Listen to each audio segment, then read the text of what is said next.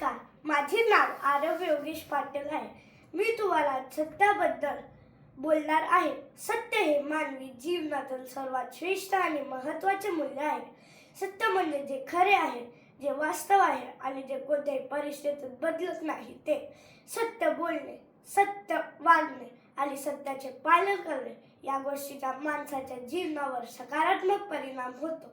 म्हणूनच लोक म्हणतात सत्याला कधीच पराभव नाही. प्राचीन काळापासून महत्त्वाचे मानले गेले आहेत. भगवान महावीर, गौतम बुद्ध, संत तुकाराम यासारख्या संत महात्मांनी आपल्या विचार आणि आचरणातून भारताचं सत्याचा महत्त्व सर्वांना समजावून सांगितले. गांधीजींनी सत्य आणि अहिंसा या तत्वांवर भारताचा स्वातंत्र्य लढा लढला. गांधीजींना वाटत होते की सत्य हे खऱ्या शक्तीचा प्रतीक आहे. समाजात नेहमीच सत्य बोलणारा माणूस आदरास पात्र ठरवतो. सत्य संबंधित दृढ होते आणि मन शांत राहते. असत्य किंवा खोटे बोलल्याने थोडा फायदा झाला तरी पुढे भारी नुकसान होतं.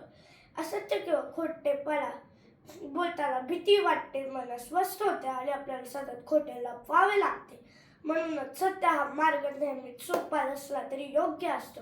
सत्याचा पालन फक्त बोलण्यातही नाही, दिसण्यातही वागण्यातही असायला हवे. कामात, खेळात, अभ्यासात आणि व्यवहारात आवश्यक असायला हवे. धन्यवाद.